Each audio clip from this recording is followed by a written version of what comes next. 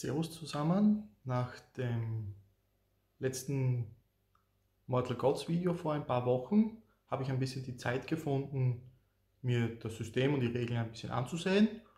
Und ich möchte heute mal meinen Ersteindruck euch dazu geben.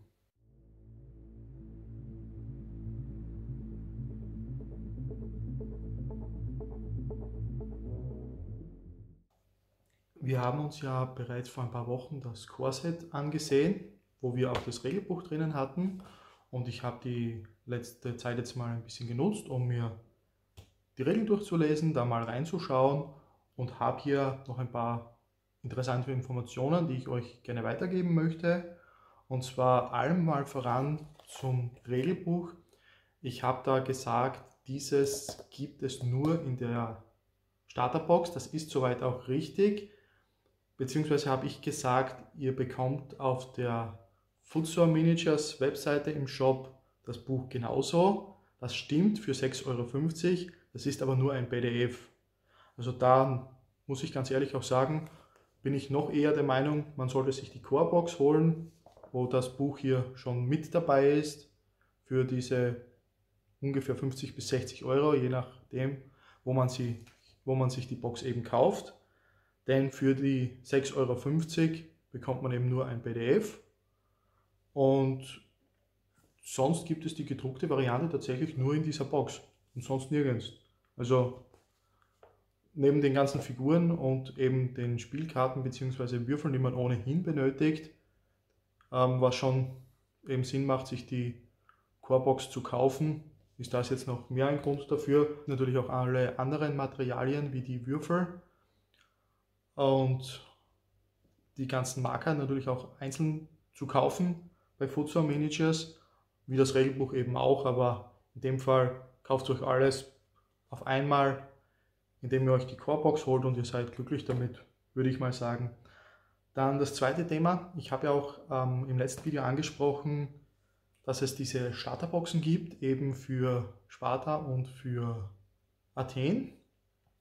Und ich habe hier jetzt festgestellt, weil ich mich ein bisschen eben damit beschäftigt habe, was so in den Boxen enthalten ist, was man da so bekommt, dass ihr eigentlich damit schon fertig seid.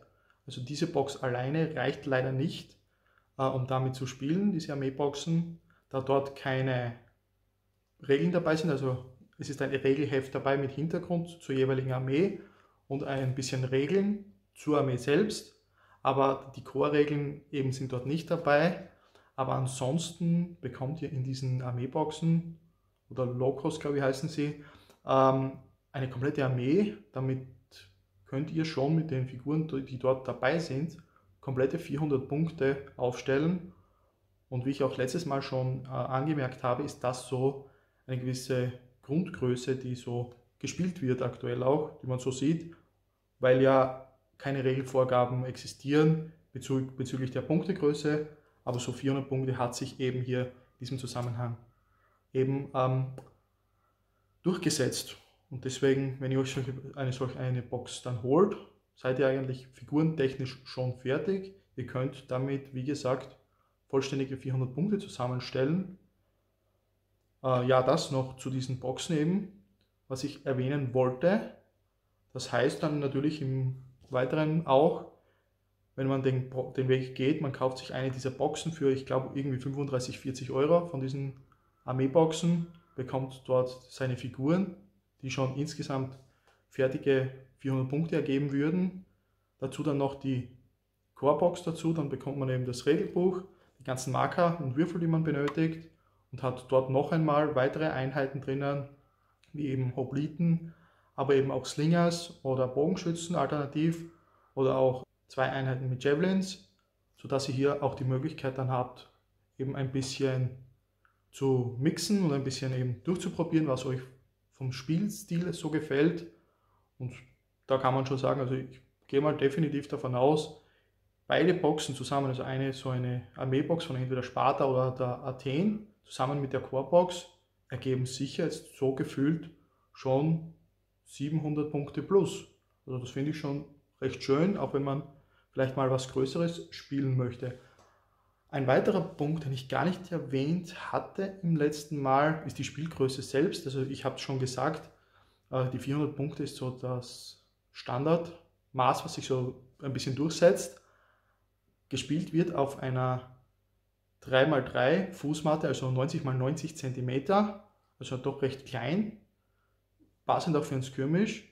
Das Interessante dabei ist eben, dass, also von der Größe her, ist eben das Interessante dabei, dass ihr das durchaus leichter auf einem Küchentisch spielen könnt. Ich zum Beispiel habe festgestellt, meine 3x3 Matte passt sehr gut eben noch auf meinen Küchentisch, das geht sich sogar aus. Und als Vergleich, andere Spielsysteme, die 3x3 bzw. 90x90 cm verwenden, wäre zum Beispiel Freebooters Fate, was ja auch in dem Fall ein Skirmish Tabletop ist. Also nur so zum Vergleich, was mir eben noch so aufgefallen ist.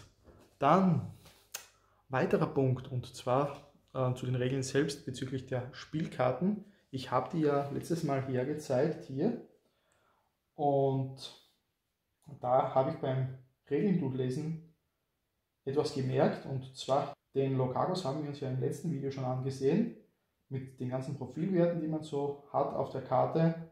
Und da habe ich euch ja gesagt, hier dieser Pegasus in Blau, der hier abgebildet ist, bedeutet, dass wenn dieses Modell in dem Fall angreift oder sich verteidigt oder hier einen Courage-Test macht, dann wird auch ein Pegasus als Erfolg gezählt, wenn dieser hier abgedruckt ist.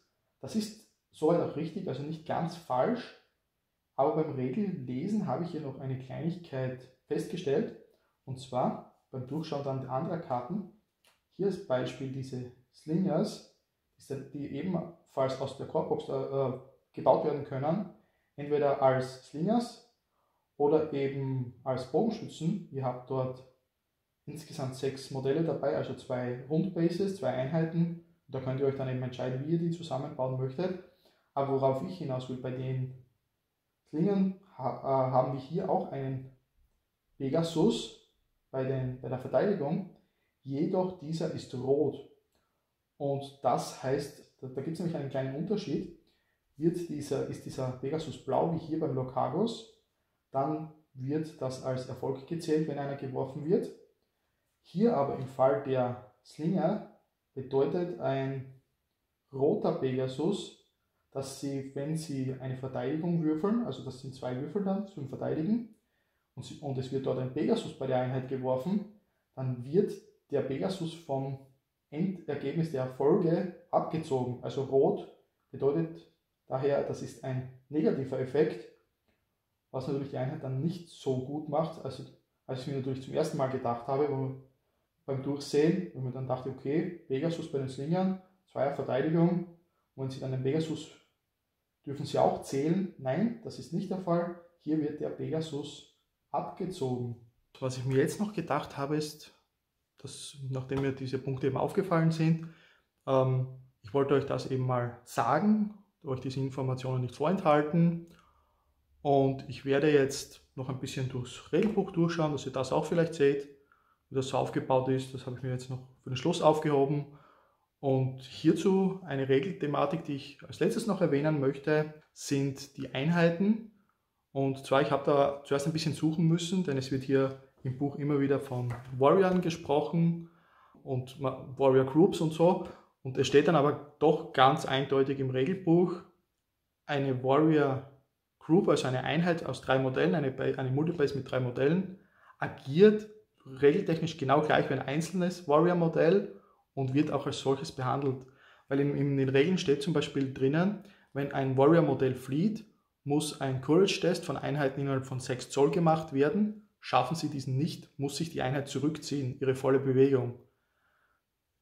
Ich habe da zuerst vermutet, das bedeutet, sobald ein Modell aus dieser Dreierbase, aus dieser Dreiereinheit vernichtet wird, muss ein Courage-Test gemacht werden. Das ist aber nicht richtig, sondern erst wenn das letzte Modell einer solchen Einheit vernichtet wird, dann muss erst ein Test gemacht werden, oder eben wenn Einzelmodelle wie einzelne Warrior, die man auch spielen kann, oder eben Charaktermodelle, die alleine auf ihren Einzelbases sind, vernichtet werden, nur dann muss ein Courage-Test gemacht werden. So viel eben noch zu Regelerklärungen. Falls ihr euch natürlich noch ein bisschen mehr interessiert, gerne einfach Fragen stellen. Ich werde die dann auch versuchen, so gut es geht, irgendwie zu beantworten. Und hätte gesagt, jetzt schauen wir noch schnell ins Buch ein bisschen durch. Also es ist eh nur ein kleines Heft, aber von der Aufmachung eigentlich sehr schön gemacht. Das ist auch hier dieses Bild von der Introduction Site, das Bild, das auch hinten auf der Corebox drauf ist. Dann kommt hier am Anfang noch ein bisschen, nur zwei Doppelseite Hintergrund noch, habe ich mir auch noch gar nicht durchgelesen. Und dann fängt es eigentlich schon an mit den Regeln. Hier werden die ganzen Spielelemente erklärt, die ihr habt, mit den Spielkarten, die Figuren. Dann eben die Game Around, wie das Ganze aufgebaut ist. Und eigentlich alles ist recht schön erklärt. Die Regeln sind jetzt nicht zu komplex. Man muss das einmal durchgehen, aber dann ist das schon recht interessant, recht gut aufgebaut. Hier dann auch Grouped Warriors und hier eben in diesem Grouped Warriors Bereich steht dann eben dabei, dass diese grundsätzlich agieren wie ein einzelner Warrior.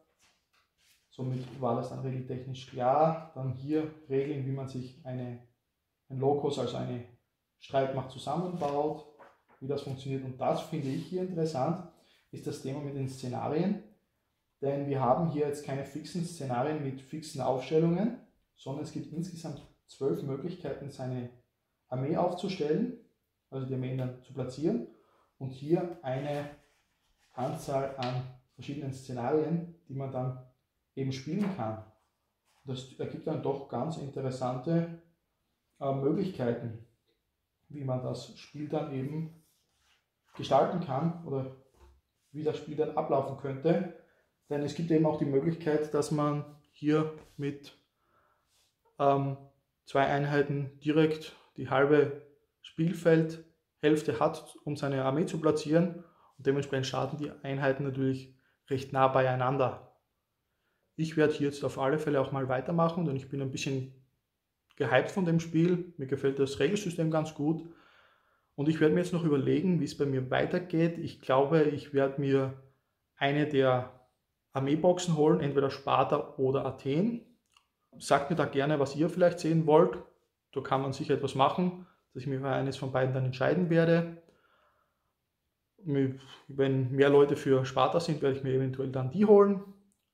Denn ich möchte nicht unbedingt mit den Einheiten aus der Corebox anfangen, sondern die sehe ich so ein bisschen als Füllereinheiten und eben als Mercenaries.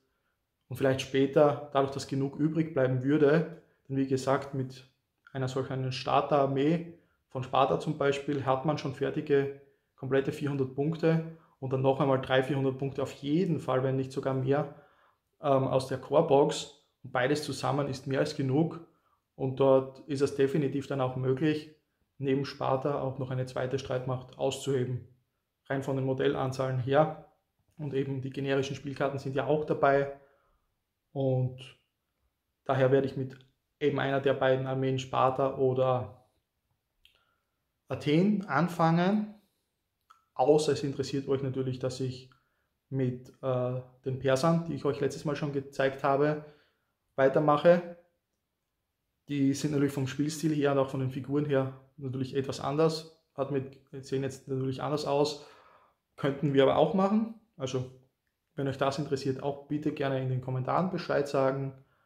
Ansonsten werde ich mir eine der beiden Core-Boxen, also der Starter-Armee-Boxen, aussuchen, die mich mehr interessiert oder wo ihr eben mehr sagt, dass ihr die sehen wollt. Und dann werden wir dort weitermachen, im kleinen Rahmen das Ganze dann aufbauen. Und vielleicht habe ich dann eben mit diesem ersten Teil aus der Core-Box zusammen mit dann dem Armeeanteil aus der Armeebox für die jeweilige spezifische Armee dann auch genug, dass ich mal ein kleines How-to-Play-Video machen kann oder eben dann in späterer Folge vielleicht Battle Reports. Da das auf einer 3x3 Matte spielbar ist, geht das auch bei mir auf dem Küchentisch, also wäre alles in Ordnung. Aber mal schauen, wie das Ganze sich dann entwickeln wird, würde ich sagen. Und damit, ja, mal schauen, was nächste Woche so kommt. Vielleicht ist wieder für nächste Woche Freebooters Fate angesagt, mal schauen. Dann hätte ich gesagt, sehen wir uns im nächstwöchigen Video. Bis dahin, ciao.